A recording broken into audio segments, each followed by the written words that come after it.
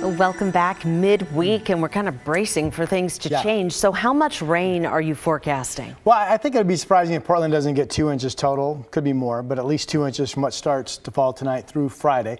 Still looks like this gets out of here for Saturday. Yeah, do the Saturday dance. Okay.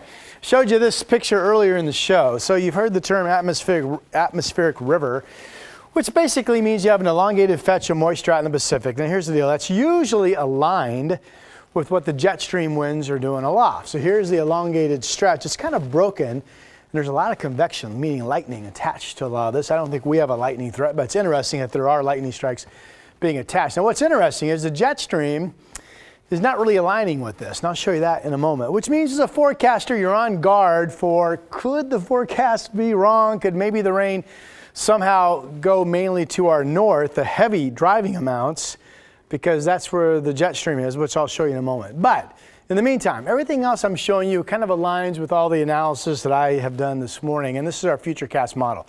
4 or 5 o'clock, that's when the steady rain wave makes its way through, and then the evening is an absolute washout. And again, all these bright colors are pockets of heavy rain, including tomorrow morning. There will definitely be enough rain tomorrow morning and enough rain from the overnight for ponding on area roadways, and traffic you should expect to be slow tomorrow.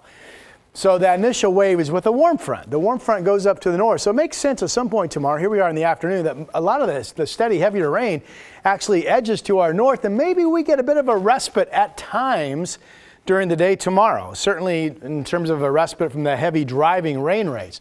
But then Friday morning, it's back as the second part of this, the actual cold front, the trails, slowly drops down. Now, there are reasons to believe, this is Friday 7 a.m., a lot of rain, that the front itself just kind of hovers over us, and then the upper level winds keep shooting in that kind of overrides this frontal boundary. And that means if that's the case, Friday would be potentially the wettest 6, 8, 9, 10 hour period of driving rain rays, but that would still be expected to get out of here Friday night. So how much rain? At least 2 to maybe 3 in the Portland, Salem areas and Vancouver. The coast, the coast, 2.5 to 5. Here's the problem area. The mountains, 6 wouldn't be that big a deal, but if we go 8, 9, 10, that would be enough to produce some of the rivers to go over flood stage at some point Friday into Friday night, and some high water spots, and of course we'll be on guard from mudslides from burn scars. This is one forecast model. It shows Skamania out in the gorge getting 8. Shows Salem and Portland well over 2, but less than 3. It shows Tillamook at 4.54. This is what I was talking about. So this particular forecast model keeps the jet stream, these colors, this is the jet right here, and it keeps it primarily north of us tomorrow. With that, I expected that, but then I would think this would drop to our south over as Friday, but this keeps it kind of high. That's the only thing as a forecaster, it doesn't match up to whether or not we're going to get big time rain amounts or not. All right, we're at 53 right now. The rain comes in late afternoon into the evening hours. We'll be in the 50s up until that point, and we'll be in the 40s in dry weather for the remainder of today east of the Cascades. 7-day forecast numbers.